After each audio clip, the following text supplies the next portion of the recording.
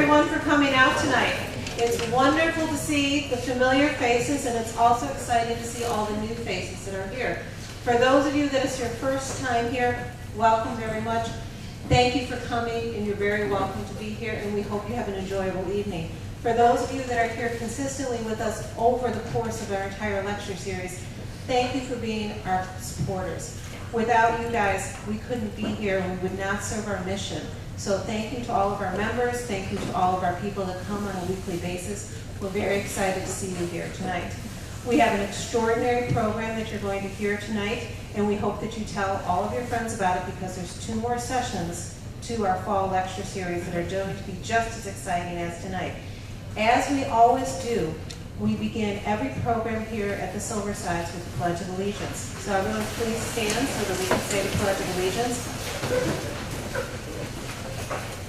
I pledge allegiance to the flag of the United States of America and to the republic for which it stands, one nation, under God, indivisible, with liberty and justice for all.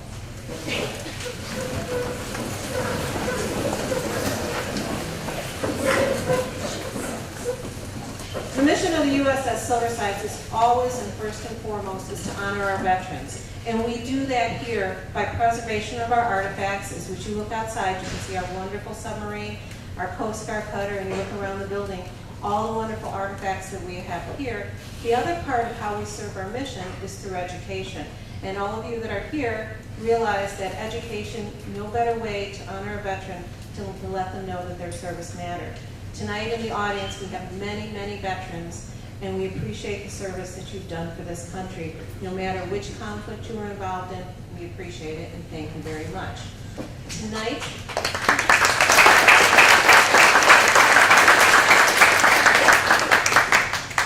we also are necessary in this community to have our sponsors. Tonight's program is sponsored in part by the Center for Experiential Learning at Muskegon Community College.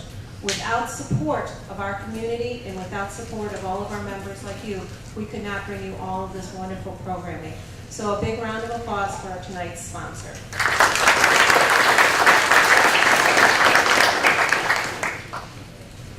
Our lecture series for the fall is almost finished. We have 2 more sections that go on here. Next week we will be talking about the end of the Cold War. Ron Janowski will be back again, and he will give us another wonderful presentation on the end of the Cold War. And then our final part of this fall lecture series will be a wrap-up, and that will be provided by Bill Jacobs. And Bill has done an extraordinary job and gone back and looked at over 6,000 years of war and conflict and put them into different categories where we can see so many of the things that we've talked about, how the ends of wars have influenced future conflicts all the way across the board, how all the ends of wars across the board for the last 6,000 years have influenced some of the conflicts that we even speak of now. So I hope you continue to join us for our next 2 weeks. Tonight's speaker comes to us from Chicago. And in addition to speaking tonight on Divided on D-Day, he will be speaking at Muskegon Community College tomorrow evening on the out on the campus on Quarterline in the Stevenson Center at 6 p.m. And he's going to be discussing a completely different topic. And he will be talking about future jobs and how our society and our community can benefit from those and what is necessary in our own society. We're looking forward to seeing so many of you there as well. Additionally, after our speaker tonight, Dr. Gordon speaks, there'll be a book signing downstairs in the lobby. Any of you that wish to purchase books, the gift shop will stay open until after our presentation this evening, and books will be available to purchase. And Dr. Gordon will be down in the lobby signing books for you after our question and answer period. Let me tell you a little bit about this extraordinary man that came out tonight to speak to us. Dr. Gordon is a professional historian. He's a researcher, a writer, and a speaker. For 20 years, period, he has taught history courses at DePaul University and also business subjects at Loyola University and Northwestern University. Dr. Gordon is a member of the American Historical Association and was a participant in the Distinguished Lecture Program at the Organization of American Historians. He is the author or co-author of 19 books and has written over 300 articles in journals and trade publications. He has researched for a period of over 15 years all the information that is going into tonight's lecture. And so without further ado, we will bring up Dr. Gordon. Thank you, Frederick.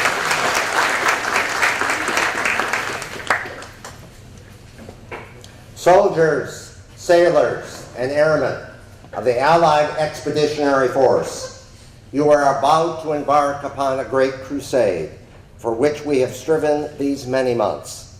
The eyes of the world are upon you.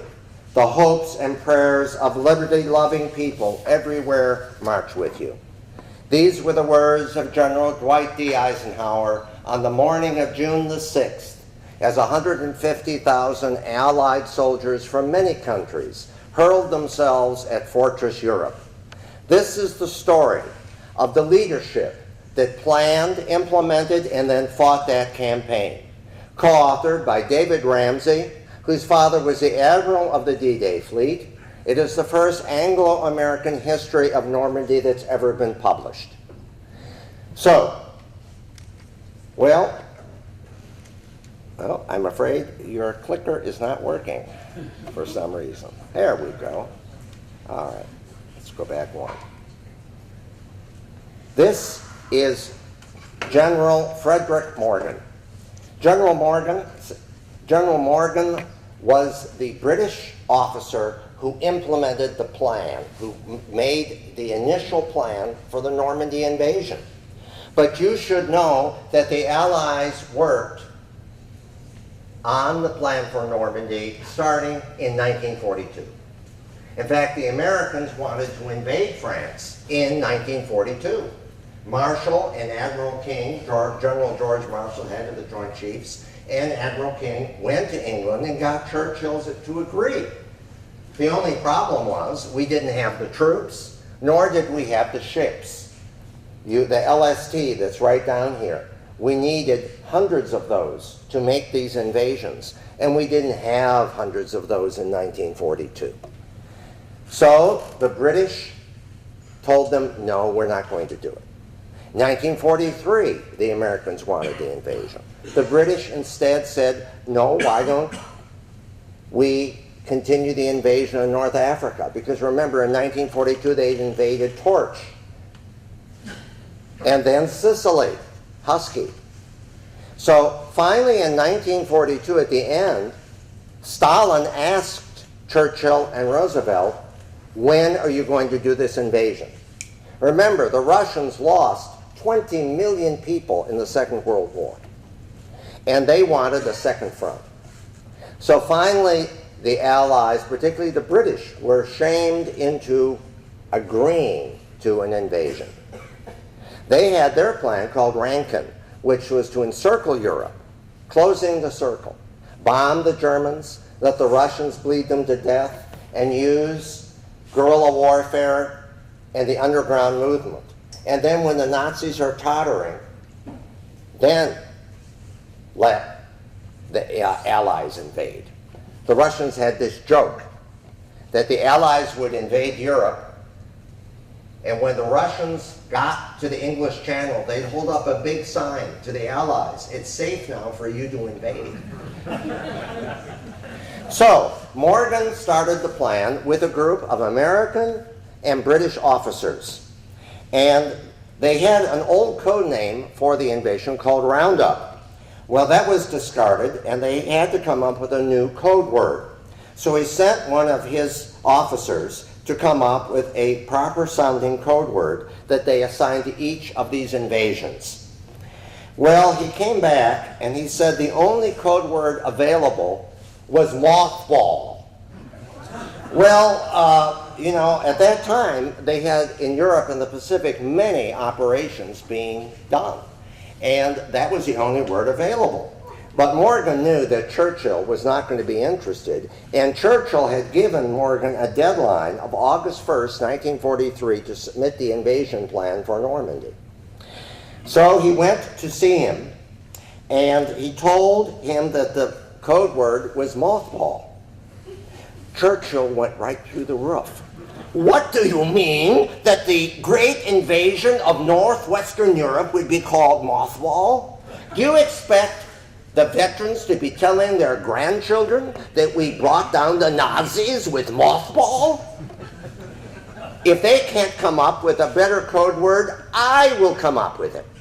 So he sat back, chewing his cigar, and he said, I have it, Overlord. We will call it Overlord. That was probably the greatest contribution that Winston Churchill made to Overlord in all his tenure as Prime Minister, because he too was afraid that the British, they had never defeated the Germans in northwestern Europe, that they weren't up to the task. And also, remember, the British recruited more men proportionally from their population than any of the other allies, and they were running out of troops. They had lost over 700,000 men in World War I, and the French over 1 million. And during the Second World War, it will interest you to know that the French civilian population suffered heavier casualties from bombing than the British. And the bombing was our bombing of France that killed many of them. So there is Overlord. There is the plan that they came up with. And let's now take a look at the men behind the plan. These are the commanders. Let's go from left to right. First is General Bradley. General Bradley had been Patton's deputy commander in North Africa and Sicily. He now is the ground commander. After Patton had slapped those children in Sicily, he lost the role he would have had as the commander of the U.S. Army in Normandy, and Bradley took over. Bradley was very reluctant to have Patton because he thought he had these impulses that he wouldn't be able to control. But Eisenhower said, we need him for the offensive, for the breakout. Next to him is Admiral Sir Bertram Ramsay. Now this man, you don't know. This is the man that wrote Neptune, which is the invasion plan. He is the father of my co-author, Bertram Ramsay, who is the author of a book on the Lusitania and on the founding of the British Secret Service. Ramsay also wrote the amphibious plan for the invasion of North Africa and for the invasion of Sicily. So he was the man to write these amphibious plans. He died, unfortunately, in a plane accident right before the end of the war, flying to Montgomery's headquarters. His plane crashed. So he never wrote his memoirs, so that's why you don't know about him very much. Next, in command of the 7,000 ship invasion fleet and all the logistical delivery of all the supplies to all the Allied troops for the remaining part of the war, because they all had to come by sea. Then you have Sir Arthur Tedder. He was the Deputy Supreme Commander. He had been commander of all of the air forces in the Mediterranean during the time period when Eisenhower had run the North African campaign. So he was a good friend of Eisenhower. And next you have General Eisenhower. Remember, he started the war as a colonel. Eisenhower never commanded any troops in the field. He was a staff officer. He was the one that, at the end of World War I, drove trucks and tanks across the United States. And he was the one, in the end, was president, that came up with the idea of an interstate transportation system as a result of that. Next to him is General Sir Bernard Montgomery, the commander of the British Army and the temporary ground commander made by Eisenhower before the invasion. He was the hero of El Alamein, and according to him, he was the greatest general since Wellington. Next was Chief Air Marshal Tafford Lee Mallory, who was the commander of the Allied Air Forces. After he helped to displace the commander of Fighter Command after the Battle of Britain, he commanded all of the fighter command. He was not well liked by any of the Allied airmen. But again, because he had experience, Eisenhower put him in command of the Allied forces, air forces. And next is Lieutenant General Beadle Smith. He was Eisenhower's chief of staff. He had been Eisenhower's chief of staff in the Mediterranean. And then finally, as the bottom picture, of course, is good old blood and guts himself, Lieutenant General George S. Patton, who would play a major role in the Overlord campaign by commanding the Third Army. So there is the Overlord Plan as it was written, and in the end, it didn't quite work out the way they thought it would, as we're going to see in a moment. Oh, sorry. Let's go back. So here is Eisenhower and Bertram Ramsay.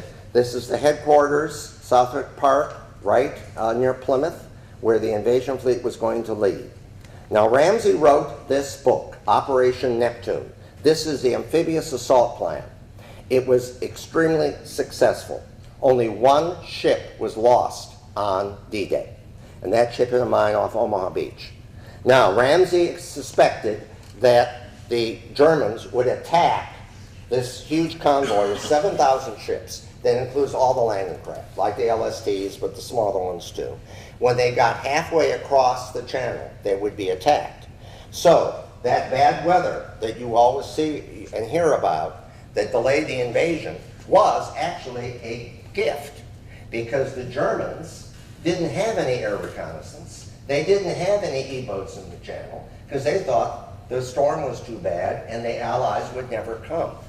So in a way, that bad weather played a major role in the success of Ramsay's plan. However, in the plan, he also said it was very necessary that the Allies had to have a port. That's why they had chosen Normandy, because of Cherbourg and some of the other ports. They had to have a major port, because when you land an invasion, you have to have supplies. Logistics would prove to be the Achilles heel of Overlord.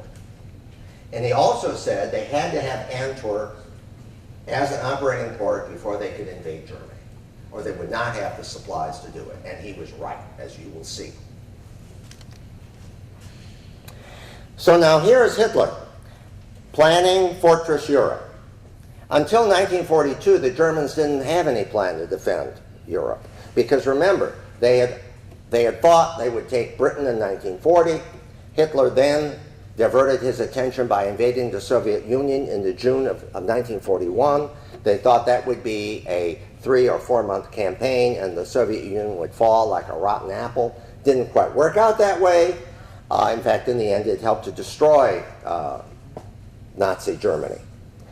So, in 1942, he began a serious plan to actually defend Europe. General Field Marshal Gerd von Rundstedt. Rundstedt had commanded the armies that helped conquer France in 6 weeks in 1940. What the Germans couldn't do in 4 years in 1941 in 6 weeks, they defeated the French army that was bigger than the German army, had heavier tanks than the German army, and actually they outnumbered the Germans with the small British expeditionary force. He then commanded troops in Russia, in southern Russia. He allowed some of them to retreat. Hitler sacked him, and then he reappointed him the commander of the West. And his concept was to stop the Allies. They would have a central panzer reserve of all these panzer divisions, and once the Allies landed, the Germans would counterattack with their armor. With him was Field Marshal Erwin Rommel. Rommel had been Hitler's military attaché or assistant for the invasion of Poland. He commanded the 7th Armored Division. He was the first to get to the English Channel for the invasion of France. He was then sent to North Africa, and he came very close to taking Suez, but not quite. After the debacle in North Africa, he then was assigned by Hitler to be an inspector general, reporting directly to Hitler, and then for the West Wall, which they called the West Wall, or Fortress Europe. Festung Europa, as the Germans called it. He also ultimately was in command of the 7th Army. The 7th Army group was around Pas-de-Calais and Normandy.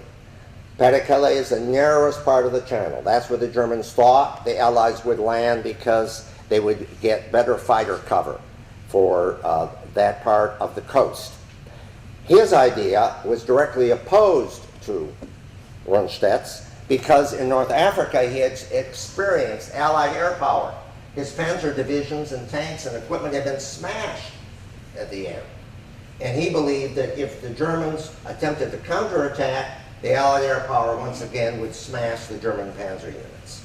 He was correct. Instead, he proposed to build defenses along the coast and deploy not Panzer Divisions, but packets of tanks right behind the beach.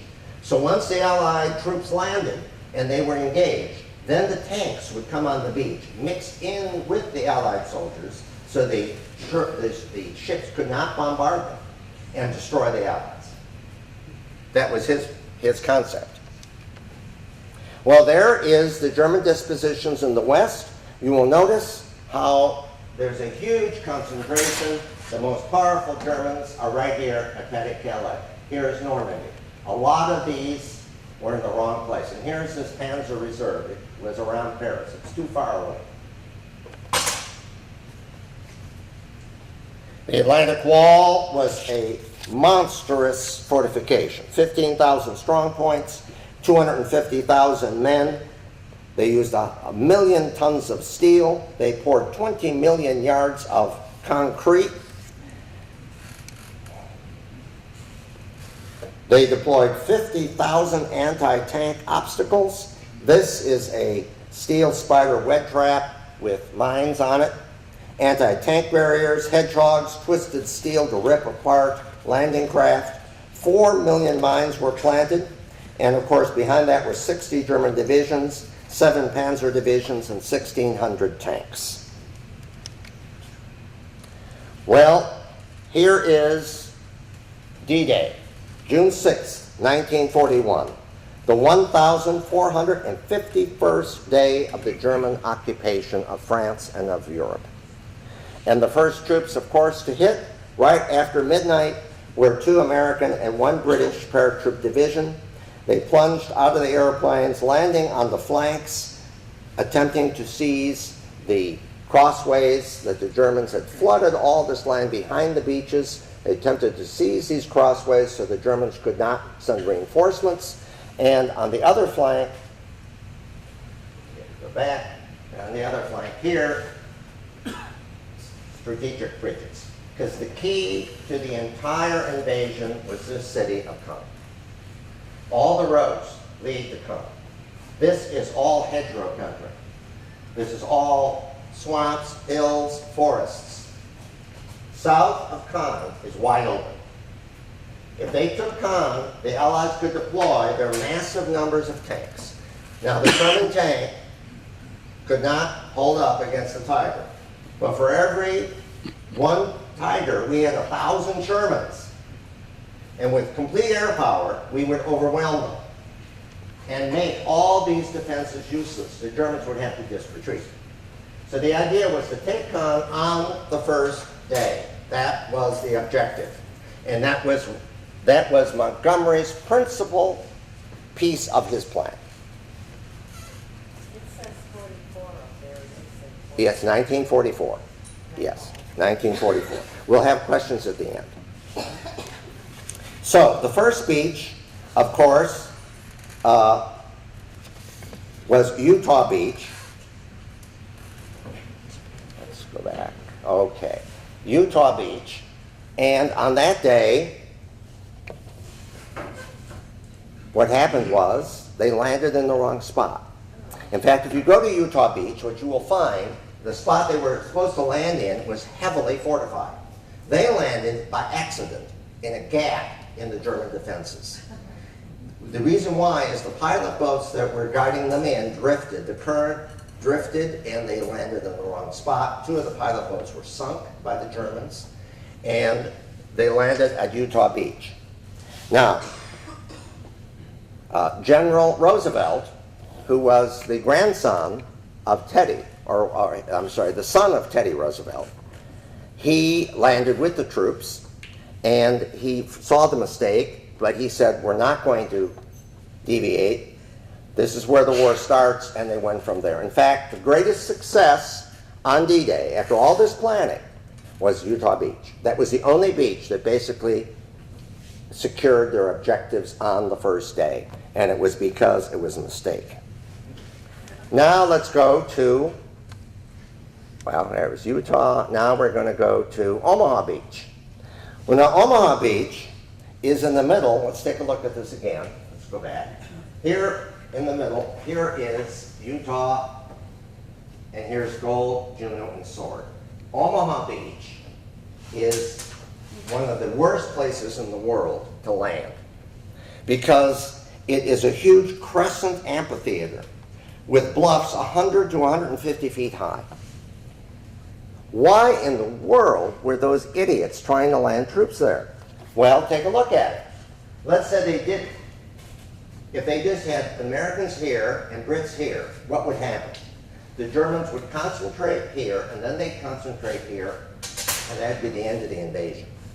They had to have Omaha Beach to link up a much broader bridgehead. The initial plan that Morgan wrote was for 3 beaches. Eisenhower and Montgomery said, no, we need 5. We need a 50-mile wide landing zone so the Germans can't destroy the bridgehead. So Omaha Beach, the Germans had 75 millimeter guns, 35 pillboxes, 35 pillboxes, 88 75 millimeter guns, 60 light and 35 small artillery pieces. They had 35 machine guns, 35 anti-tank guns, 6 mortar pits, 38 rocket pits, and 4 artillery positions. The defenses were manned by the 716th Coastal Division. Now, they were Slav and Polish so-called volunteers. Many of them had been prisoners of war or enslaved labor, and the choice was you can join the wonderful German army or you could die here in slave labor. So many of them had been forced into the German army. 1 million non-Germans fought in the German army in the Second World War, some willingly, because there were fascists in every Western European country. Fascists, and there were divisions, French, Norwegian, etc. Now, however, Rommel got the 352nd Infantry Division moved from Russia to France and then to this beach. This was a hardened, professional division. It lost a lot of men in Russia, but it had been rebuilt. However, most of the troops were not on the beach that day. The commander did not agree with Rommel's concept of stopping them at the beach, so he put most of the troops 6 miles inland. This is an important piece to keep in mind. When the Allies landed on D-Day, the Germans opened up with their machine guns. You've seen the movie Saving, how many of you have seen Saving Private Ryan? Raise your hands. All right. It was carnage. The Allied admiral, an American admiral, landed the tanks. They had amphibian tanks. Maybe you know what I'm talking about. Way too far out that day. 7, 8 miles away from the beach. It was a choppy sea. Most of the tanks sank with all the men in them. Only 2 tanks got to the shore. The tanks were essential to help knock out the pillboxes. As the troops landed, many of the engineers who were there to deactivate all those mines you saw, etc., most of them were killed. The Allied bombardment should have been over an hour. It was only 45 minutes. The Allied air forces dropped their bombs. Either they were too short or they were too far. They killed more cows than they did German soldiers on D-Day with the bombing from the air. It was carnage. Luckily, Allied destroyers saw this, and they came in very close to the beach, scraping the bottom. And using hand signals with the troops on the ground who made it on the beach, they gradually worked and knocked out the German pillboxes. That day, Admiral Kirk, there is Admiral Kirk and Bradley, they seriously thought about withdrawing all the men from the beach and deploying them elsewhere. In the end, they didn't do it. And in the end, it's the heroism of individual soldiers and the Navy that saved the day on Omaha Beach.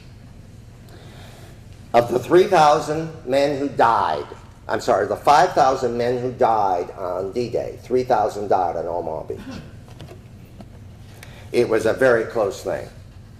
If the Germans had all of the 352nd Infantry Division deployed, as Rommel had wanted, Omaha would have failed. The invasion would have failed. Without Omaha Beach, the Germans would have been able to concentrate just on Utah and then on the 3 British beaches, and the invasion would have failed. They had to have Omaha Beach. It was very close.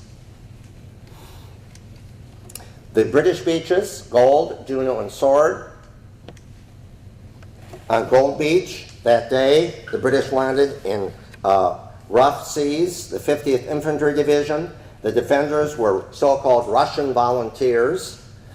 There was one strong point that they took very quickly. By midday, they were 5 miles inland. And again, the topography was flat, and therefore they did not have the land obstacles that the Americans had. On Juno Beach, this was a Canadian beach, and this was revenge for the Canadians. At Dieppe, which was a practice invasion in 1942, many, many Canadians had been slaughtered. That's not what happened this time. The 2,400 Canadians overwhelmed the 400 Germans. There was stiff resistance, but after 3 hours they took the principal points and broke through inland. The key to this invasion was this beach, Sword Beach, because on that beach was deployed the British Armored Division that was to take Caen on the first day. Now, before the invasion, Montgomery learned that the Germans had successfully brought up a Panzer Division, and it was right behind Caen. He never told any of his commanders. They knew nothing about it. He knew about this. He did not attempt to reinforce that division with more troops. So that division attacked, and unfortunately, unlike the Germans, the infantry element, tanks by themselves cannot attack alone. They have to have infantry with them. And the infantry were held up at the beach. So they did not begin the attack until after 11 o'clock that day. Now, what was happening with the Germans? Well, here is the German 21st Panzer Division. Early in the morning, before 5 o'clock, they were alerted. The tanks were ready to roll. Hitler was asleep. And he could only roll if Hitler gave the command, because he was in charge of the strategic reserve. As a result, that Panzer Division sat there all day long. Finally, at 7 p.m., they were allowed to attack. And this is where they were going to attack. Right here. Here's Sword Beach. Here's Juno. There's a big hole. These are the German defenses. The Germans attacked between these two to cause a wedge between them. If they had succeeded, again, the invasion might have failed in the long term. What happened? Well, the British advanced here to Caen. They ran into the Panzer Division and they were stopped. They retreated back to this line. The Germans, only 85 German tanks, made it to the coast. And they linked up with the coastal troops. Now, at that time, what occurred, at that time, at 8 o'clock at night, this huge armada of planes came over the Germans. And all these paratroopers started jumping out. Well, the Germans were shocked. How did they know they were going to be here? Instantaneous. But you see, they were reinforcing these troops over here on the other side of the river. They had nothing to do with this. But the Germans panicked. There were more German tanks coming up to reinforce. They all retreated. Big mistake. Because if they had kept the wedge between those beaches, again, the invasion would have been in jeopardy. So, what are the results? Well, Allied casualties, much lighter than predicted. Also, you have 12,000 casualties, 6,600 American, 3,500 British, 1,000 Canadian, 156,000 American, British, and Canadian troops with some other smaller forces mixed in along a long front. However, Montgomery did not take Caen. Without Caen, the whole strategy for the invasion was in jeopardy. I'll explain that to you in a moment. Bradley admitted that during the invasion of D-Day, that it was very close. Bradley didn't particularly like the Navy, but he said that they owed the Navy a great deal on D-Day because of what those destroyers did to save Omaha Beach. Well, here now is Sir Miles Dempsey, who was in command of the British Army, and Montgomery, who is the overall commander of the ground forces. Montgomery's principal plan was to take Caen on the first day, and then to be able to deploy the tremendous Allied armored forces, and for the Americans to pivot on Caen and break through and outflank the whole German army. Instead, what happened? Well, now the Germans held Caen, so he changed the plan. He never admitted that he changed the plan. During the whole campaign, he told people everything was going according to his plan. Wrong. His plan was not to have the Americans. Now, he said he would hold the German armor around Caen, and he allowed Americans to break through. Well, you're going to look at that in a moment, because that was never the plan, ever. Well, this is right afterwards. They started the first of many efforts to try to take Caen. This is the second effort now. Here is Village Bocage, and the British were going to outflank Caen. The airport is down here, and if they were able to outflank it again, the Germans would have to retreat out of Caen. So, the British armor got there. The 3rd British Division, faced by the 1st Panzer. There they are. They got there, they got through the village, and there was a column of tanks and half-tracks, and they stopped because they were waiting for the infantry to catch up. In the meantime, a German officer who had a very small reserve of 5 Tiger tanks and 1 Mark tank, here he is, Captain Whitman, he saw this column of tanks, and he was screened by a hedgerow. Now, the hedgerows in Normandy are 10, 12 feet high. This is not a hedgerow like you think here. It's a nice little hedge. He took his 60-ton Tiger tanks, ran down that park, and he wiped out that whole column of British tanks. Then he went into the town and finished off those tanks. Later, he was repulsed because he got more tanks. But what happened was the British, let's just go back here a second, the British retreated back here. They didn't take Village Bocage for 60 days.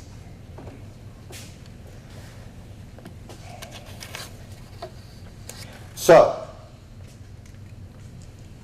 over a period of 42 days, the British would fight 6 battles before they took Caen. The whole invasion ground to a halt. And Miles Dempsey, you saw in a moment, he felt that the front had congealed, and now the British troops were very depressed. Many of these men had fought in North Africa, they had fought in Italy, many of them were worn out, and once again now they were back to almost trench warfare because the two sides dug in around Caen. So there are all of these battles. They finally broke through in July, from June the 6th. They finally took Caen. There's Bradley and Patton. And now Montgomery combined very bold speech that how he's going to break through with this very cautious action and self-delusional leadership. Bradley now had the problem of conducting an offensive through the Normandy hedgerows or bocage that had never been planned. Well, what is that? There's the hedgerows. Well, what is the bocage, or what we call hedgerows? Well, it's defined as a pleasant shaded woodland. These are 1,000-year-old growth, 50 miles deep behind the Normandy coast. Here's an overview. See, instead of fences, the farmers, starting in Roman times, had built these hedgerows to keep their cows in the pastures. Well, this is what it looks like. I took this picture on one of my trips. Small fields, hundreds of them.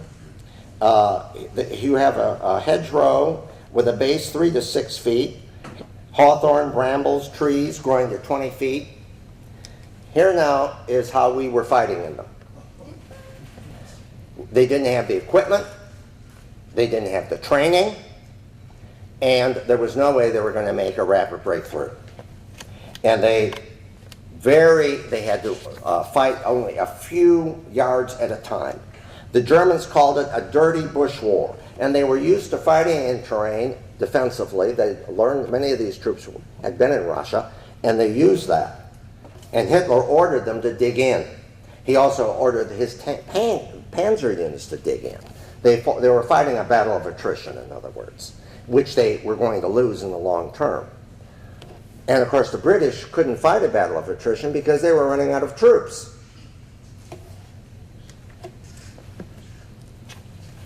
On the 18th, the U.S. 9th and 19th Infantry and 82nd Airborne, they finally did break through across and isolate Cherbourg. Here's the peninsula. They finally did break through.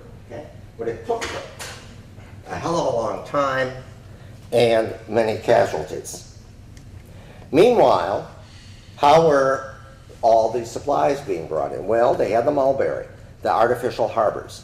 The Mulberry, the first Mulberry, was not invented for Normandy.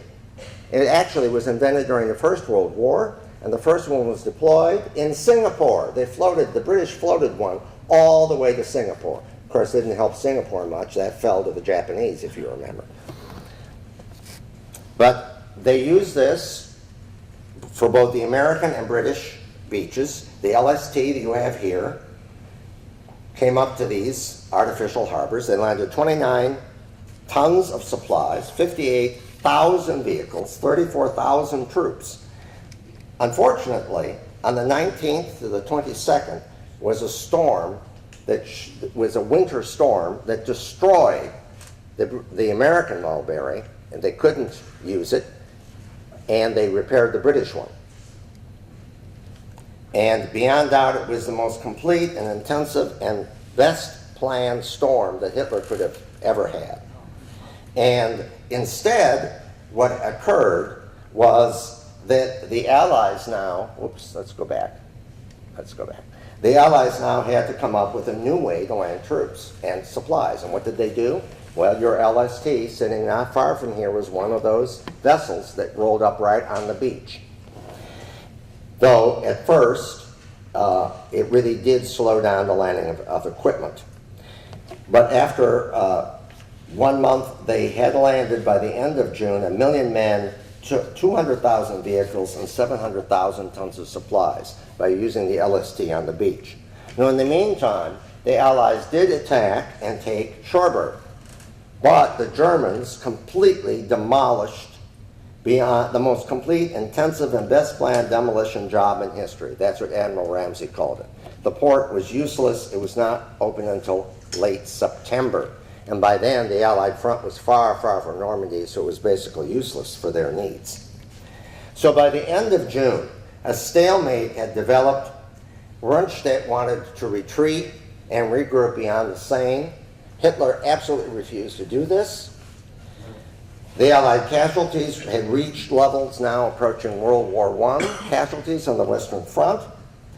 The soldiers were stacked up like cordwood on the beaches. They couldn't land more troops and supplies because the bridgehead was too small. They needed to land more troops. They did advance to St. Lo, and finally, on July the 18th, they captured St. Lo. Of course, there wasn't much of it left by the time they got there. The St. Lo offensive and the breakout that they needed only moved the Allied line about 7 miles, and it cost the Americans 40,000 casualties in the process. So this was simply not acceptable. Well, all right. In the meantime, where's Patton? Well, Patton's in the doghouse. Why is he in the doghouse? Well, what he did in Sicily, always was sent home. Then they put him in command of this mythological 1st U.S. Army, and he made some speeches that outraged some people, and that almost again got him fired. However, what he was doing in the meantime was organizing his plan to break out of the bridgehead, because he saw how the Allies were bogged down. And he said the problem was Patton was pushing all along the line. Instead, he should hit a narrow front with tanks and armored infantry and using air power to break through. He called that plan Opus 1. He sent the plan in writing to Bradley and Eisenhower. And Patton said he didn't care who got the credit as long as they let me carry it out. Well, Bradley unveiled his plan on July 11th, very similar, because Bradley was sitting now, there's Patton's plan, his idea, and that's basically what happened. And Bradley was sitting, after suffering these huge casualties, with this endless hedgerow maze. Now, a Sergeant Curtis Curlin of the 2nd Armored Reconnaissance came up with a new idea. They'd take welded steel scraps and put them on the front of the Sherman tanks, because the Sherman tanks couldn't break through the hedgerows. But with these razor, here, in fact, here's what it looked like, on the bottom, they could undermine the hedgerow and break through. And they did this, and they equipped thousands of tanks with this for the breakout. Bradley's Cobra attacked along a narrow 6,000-yard front. The 9th Air Force and then the B-17 and Liberators of the 8th Air Force bombed a corridor 4 miles wide, 2 miles deep. They dropped 2,000 tons of high explosives and 25,000 tons of fragmentation bombs on the Germans. And at the same time, some of those bombs fell short, and they caused 490 men to be killed. They wiped out a headquarters of the 9th Infantry Division, and they killed a General McNair, who was the commander of the U.S. Army Ground Forces, to friendly fire. So, did Cobra work? How did they do it? Well, first of all, you can see the tanks, how they've broken through. All right? You can see it did work. But there was the other factor, and that is what? The Americans used their own blitzkrieg. They used the bombing, and at the same time, they then brought up armor and mechanized infantry together. Armor, again, without infantry is not going to work, because they're too vulnerable. On the 25th of July, they attacked. The Americans, by the 27th, Rundstedt had been replaced by Field Marshal von Kluge, and he said the Americans were running wild. Now, they advanced all down this coastal road. Here's where they bombed, or here along this line, and they then advanced all the way down. This is Mount Saint Michel. How many of you have been to Mount Saint Michel? It's a beautiful church on the coast. This was the key to the entire breakout. Once they reached here, then they broke out into France, into Bay of Biscay, and then also to the west. On August the 1st, 1944, was high noon for George Patton and the Third Army. His Third Army strode on the stage of history. His 4th and 6th Armored Divisions thrust then to the west. you can see, at the base, into Brittany to take those ports. And they also moved ultimately to the east to ultimately, as we'll talk in just a moment, bring about a catastrophic attack on the remnants of the German army. Before Sicily, before that slapping, Patton was the clear winner. But I kept him because he said he had to have Patton for the breakout through France, and he was right. Well, why was Patton so effective? Now, did he just get on top of a tank and shout, "Charge"? No. Patton actually was a very detailed, intelligent, intellectual man that hid behind this facade of blood and guts. He saw this big battlefield picture. He discerned primary objectives miles ahead of the front. He planned these warp drives, capitalized on the mobility of his tanks. He used small-scale Michelin maps to map out the exact routes for these tanks, the roads, the forests, the bridges.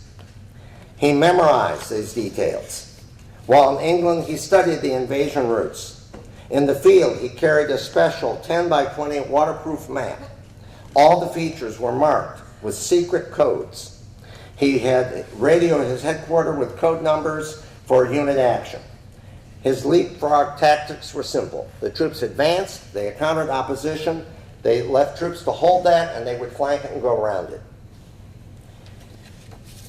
And he would leapfrog over and over again. He also had something called his household cavalry, which provided him with intelligence. They were equipped with jeeps, armored car, and radio sets, and they ranged far and wide across the whole front. He knew more about what was going on the front than any other commander, including Eisenhower or Bradley. Patton was often the best informed commander. Another key component was the use, the success of the innovation developed by Great Crusade and his 9th Tactical Air Force. He would use the Thunderbolts. There's Crusade. He'd use the Thunderbolts. The 3rd Army tanks had a VHS radio. They could call down a squadron of P-47s. And within 15 minutes, they could blast a German defensive position. Patton's lightning advance smashed the German opposition's ability to hold defensive positions. He glorified in this success. He wrote to his wife, "We're having the loveliest battle you ever saw." In the meantime, Hitler's back in Berlin musing about Patton's advance. He said, "Just look at that crazy cowboy general. He's going south into Brittany, and he's going along over a single bridge." One bridge, whoops. Let's not hit it too hard. One bridge deployed all those. So what did our dear friend Adolf do? He took all the panzers that had been holding the British back, and he deployed them against that spot. He was going to cut the Americans, wipe out Patton's army, and then march the coast and throw the Americans back into the sea. Of course, all those 4 Panzer Divisions had a combined strength of only 145 tanks, because they had been badly beaten up by the Americans by that point. And the attack was stopped dead by Allied air forces and also by troops on the ground. It was the first time in which a land offensive mainly was stopped by Allied air power. But Hitler helped to create this pocket, because now here are the British coming down from the north very slowly, and here's Patton swinging up, and this is what's left of the British 7th Army, and now he's just pushed more of his forces deeper and deeper into this pocket called the Falaise pocket, the Falaise Gap. On August 8th, Bradley and Eisenhower saw this, and so did Patton, and they wanted Montgomery to come down from the north and Patton to come up from the south, and in the bag would be 250,000 Germans. In fact, most of what was left of the German army in France. So they did it. And Patton, on August the 12th, came through Argentina on the south, and he was only 6 miles from Falaise. There were very few Germans between him and the Canadians. And then at the 11th hour and 59th minute, Eisenhower, Montgomery, and Bradley stopped him. And they said, no, the Canadians have to come down and close the gap. The gap didn't close to the 20th of August. This was probably the greatest missed opportunity of the Second World War. It could have dramatically shortened the war. Now, the Germans did lose tremendous amounts of equipment in the Falaise Gap. The equipment of 15 divisions was almost totally lost. However, the Allied victory was strategic. It was not strategic, because the Germans were able to continue the war. Here are the estimates of how many Germans escaped. The Allies said 50,000 escaped, but look at all those estimates. We believe, based on our study of this, and the ability of the Germans to reorganize these divisions to fight the Battle of the Bulge, 200,000 Germans escaped. If they had been encircled at that time, the war in Europe probably could have ended in the fall of 1944 and not in May of 1945. As a result, 500,000 more Allied casualties would not have occurred. Allied prisoners of war would not have died on those death marches. All of those Jews would not have died on the camps. Russia was not even in Poland at that point in 1944. So much of Eastern Europe would not have fallen under the Soviet sway. This was one of the great mistakes of the war. At the same time, shortly thereafter, was the liberation of Paris. Now, the Allies did not want to liberate Paris. They did not want to liberate Paris simply because they'd have to give the rations and the gasoline, and they were trying to sustain their offensive. This is de Gaulle marching down the Champs-Élysées. For political purposes, we allowed the French, with our help, to liberate Paris. A few days later, de Gaulle was afraid of losing control because he was not the elected president of France. There were socialists and communists and others that were opposed. So he asked for troops to reinforce his presence. That is the 28th Infantry Division marching down the Champs-Élysées. I interviewed a man on his 100th birthday who was in the middle of that group. I asked him, what were the people like? And he said they were so happy after 4.5 years of being under the Nazi boot. They were elated, they were ecstatic. And he said, and the guys on both sides, along the curb, they got food and wine, and the girls were hugging and kissing them, and he didn't get anything, and he was really ticked off.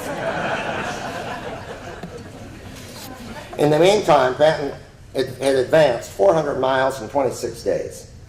On the 18th, Eisenhower approved Patton's drive to France. On the 18th, Eisenhower approved Patton's drive to go into Germany. Patton said, I never have given a damn what the enemy was going to do or where he was, because I've always gotten to the place he expected me to come 3 days before he even got there. His army was far ahead of all the other Allied armies. On the 20th, he estimated he had breached the German West Wall in 10 days. His troops were closing in on Metz. The German General Staff wrote at that time, there are no German forces behind the Rhine. Our front is wide open. Marshall observed, now look at Patton. He's out of the doghouse. Look at him go. And Patton's West Wall target, where he was going to attack, the Siegfried Line, was empty of German troops. There was no one to stop him. His advance to the Moselle area, there was only 5 undermanned German divisions between him and the Rhine. And he wrote, we're having a hell of a war. Here was his plan, to cross the Rhine, take Frankfurt, and then advance up to the German industrial zone of the Ruhr, and then to Berlin. That was Patton's great plan. On August 29th, there were only 100 German tanks and 570 German planes defending the West. That's all there was. The Germans on the spot termed the situation an ignominious rout. And the Germans were surrendering. And the ones that didn't have white flags were waving chickens. They were so interested in surrendering. Well, the British objected because they said Rommel, Patton had had his turn, and now it was, that's right, Montgomery's turn to do it. And he pleaded the case to Eisenhower. He wanted a full, there's his plan, a full-blooded thrust in the north. Patton was to be halted. Why? They didn't have the gas. Remember Ramsey said they had to have a port? Remember Ramsey said they had to have Antwerp or they couldn't invade Germany? Well, guess what? Yes, they had set up the Red Ball Express, but those trucks were using up more fuel than they were delivering to the tanks. They did not have enough to invade Germany. So all of the supplies would go to him, and he would march to Berlin. Well, Eisenhower told Bradley and Patton, he took back his agreement to let Patton go. Because he had a third plan. Here it is. Oops, sorry. Here it is. If I can get the sheet to, oh, there we go. We've got it. All right. And this was, the original plan was, the British would come from the north, Patton and others would come from the south, and they'd encircle the Ruhr, and the two armies jointly would attack the Ruhr. The problem is they didn't have the logistics to do it. Remember I said to you, logistics was the Achilles heel of this operation. Ramsey had warned them repeatedly, and he was pleading this case with Eisenhower. They didn't listen to him. So, Montgomery was given the gas, and except for gasoline that Patton captured, he was stopped. And for once, he made a rapid advance, 250 miles in 6 days. My God, that's the fastest he ever ran. I'm talking now about our dear friend Montgomery. He was so fast that he took Antwerp Harbor. That's a picture of Antwerp Harbor intact. The Germans didn't have time to blow it up, thanks to the rapidity of the British advance and to the Belgian underground. But there's a problem with this. Let's go back. Here's Antwerp. It's an inland port. There are all these islands here. It's called the Scheldt Estuary. Instead of taking those islands, he didn't. He continued his advance. Well, the Germans were still stuck on the coast. There were still troops there around Pas-de-Calais. Rundstedt moved them all onto those islands. So now instead of opening that port and letting the ships come in, they were ready. That port would not open until the end of November. So he advanced, and he also had sold Eisenhower on the idea of Market Garden, this huge airborne assault, the largest in history. More soldiers died in Market Garden than on D-Day. 6,000 casualties. The British 1st Airborne Division basically wiped out, the Polish Airborne Brigade destroyed. And the Germans now had no supplies, and they were stopped all along the border. So, let's go back now and quickly give you the crisis in command. Overlord remained a great, dazzling, organized, advanced technology feat. It was essential, obviously, for the defeat of Europe. Montgomery was a rogue commander. He undermined Allied operations at Falaise and elsewhere. He wanted to receive the credit for being the victorious commander. And if you read Divided on D-Day, you will see how many times he and the other British commanders attempted to get Eisenhower sacked and put him in charge. His egotism and lack of tact triggered resentment even among many of his fellow Brits. Eisenhower allowed his role as arbitrator to overshadow his responsibilities as Supreme Commander. He held the alliance together, and that no one else could do. He did a great job of doing that.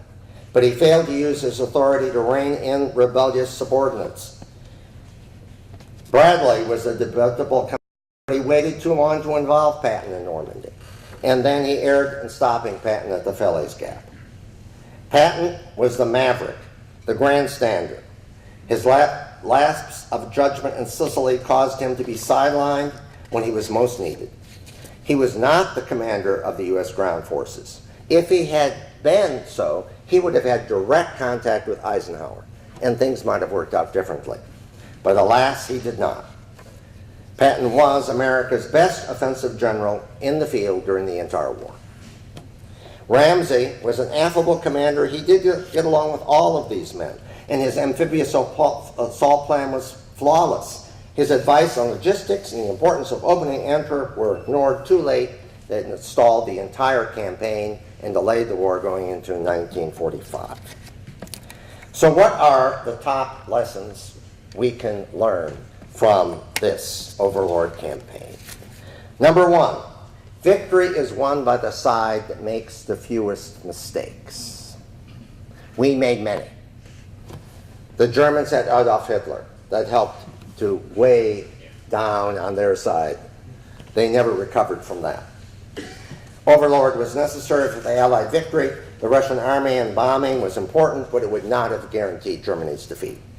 Overlord attained most of its objectives by vanquishing the majority of German troops in Europe, liberating those nations, and advancing almost to Berlin. The division among the Allied commanders, though, was very significant on D-Day and throughout the campaign. The third, we believe that the strategy of speed and mobility that we saw used by Patton, if it had been employed before and after August of '44, the feudal battles of Arnhem, the Hardigan Forest, the Battle of the Bulge, they never would have occurred. Unresolved crisis in command were among the factors that prolonged the war in Europe for another 9 months and estimated another 500,000 casualties. After the war, Patton summed it up. The Allies won the war the wrong way. They were too slow. The bottom line, the Allied leaders could and should have done better. In 1964, Eisenhower visited Omaha Beach, but he gave us this final lesson that I don't think we have still learned here in the 21st century. These men came here, British, our allies, Americans, to storm these beaches for one purpose only: not to gain anything for ourselves, not to fulfill any ambition America had for conquest, but to preserve the freedom of ordinary people. Many thousands of men have died for such ideals. These young boys were cut off in the prime of life. I devoutly hope that we will never again have to see such scenes as these.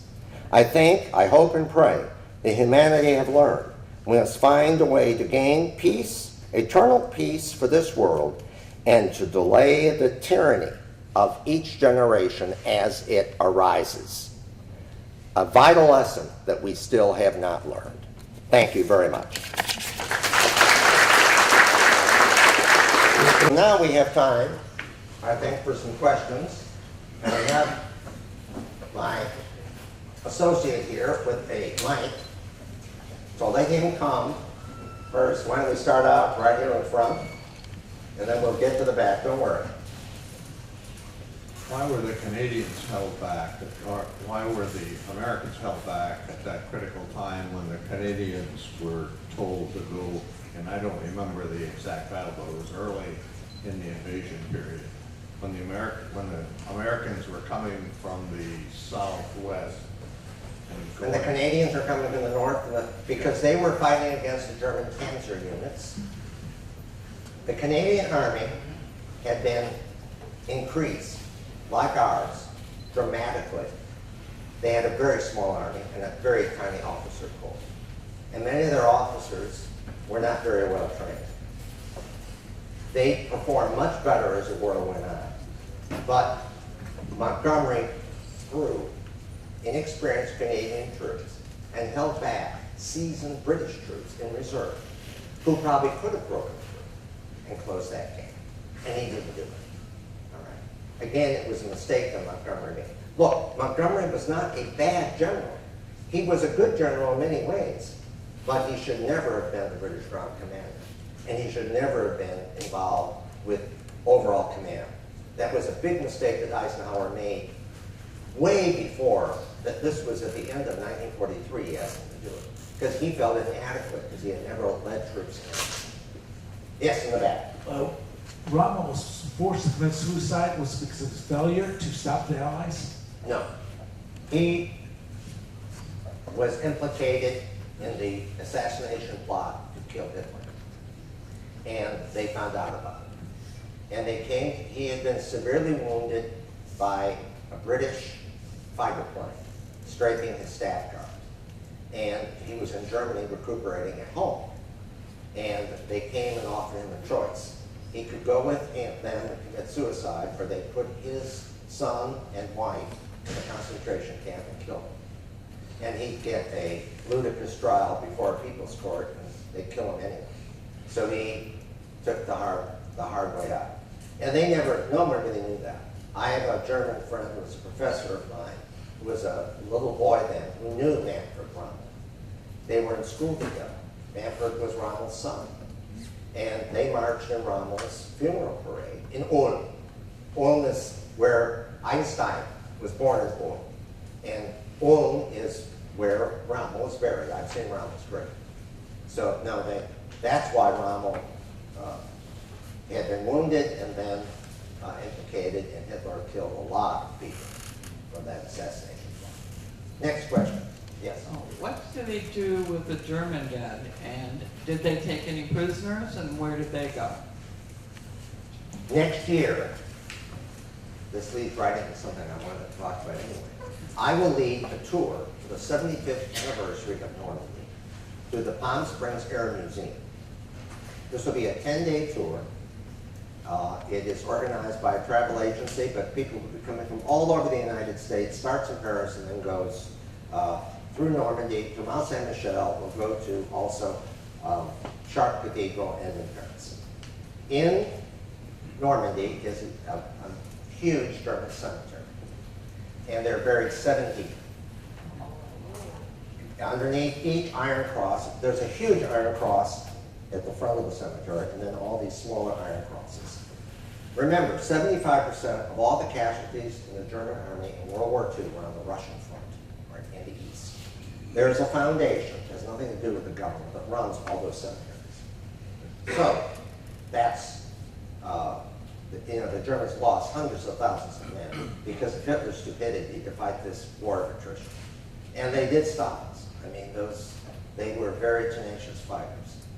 And we took prisoners. Oh yes, we took many prisoners. And where would they take? To England or back here. They came back here. Yes, they came back to the United States. And some were in Canada. If you ever go to the Canadian Rockies, have any of you ever gone to the Canadian Rockies and driven the Icefield, the Icefield Parkway? This suddenly went dead. The Icefield Parkway. There's a monument there to all of the Italian and German prisoners of war that helped build that parkway. Oh, that helped build that parkway. Okay, any other questions? Is there any truth to the story I heard that Eisenhower was chosen as the supreme commander because of his name, the German name? No. In fact, initially they were going to have Marshall become the supreme commander. And Eisenhower was going back to Washington to become the chairman of the chiefs of staff of the army. All right, they were going to trade jobs. And in the end, Roosevelt would not let Marshall go because he had to deal with people like Admiral King and MacArthur and all these other prima donnas. And he felt that Marshall was the only one that could work with them. Now, Eisenhower was very good. Look, Eisenhower had a hell of a job. He had to deal with Churchill, de Gaulle, all of these arrogant Brits who thought Americans were novices at war, and then all the American generals who were constantly bitching that the British were getting more than the Americans. So he had a terrible job. So he made mistakes, but If you read the diaries of the commanders, they all admit that there was no one else that could have done what Eisenhower did. Now, the other thing was Alexander had been the commander-in-chief in the Mediterranean. Montgomery was the commander of the North Army, but Alexander was the commander-in-chief of the British forces, all right?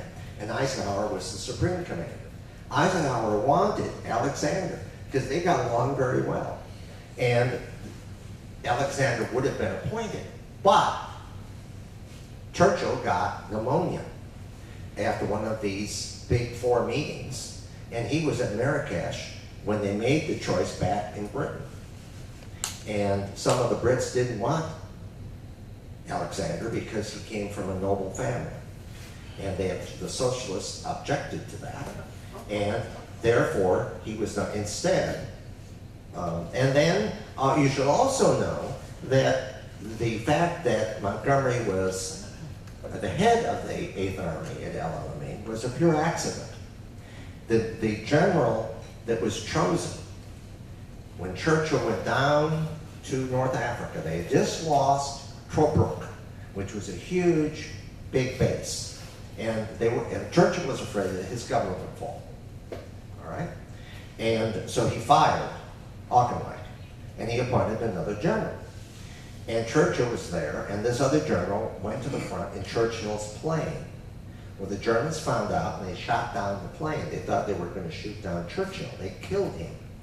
And now, well, who else can we get? And they were going to use Montgomery to command the British armies for Torch, okay? Not so the choosing of Montgomery was an accident that was compounded many times after that by more accidents. Yes, maybe one more question, is that all right? You said that Eisenhower was a colonel when he first came in? Yes, And yes. how fast, and he ended up as a 5-star general, 4-star general, didn't he? So, is that what Yeah, point? they all were colonels. Remember, in 1939, the United States Army was the 17th largest army in the world. Argentina had a bigger army. Now, Paraguay had a bigger army than we did. All right? So, we expanded our army tremendously. Remember, after World War I, what happened to the army? It was greatly reduced. And what happened after World War II? Our army was greatly reduced. Why did we have a struggle in Korea? Why do I interviewed an Air Force general who commanded a wing in Korea, Air Force jet wing. And he said he lost many of his men because they were flying condemned National Guard jets that flamed out and crashed in Korea. This is earlier in the war. So after every war, we have tended to make drastic cuts to the military. And then who suffers? Our troops in the next war. All right?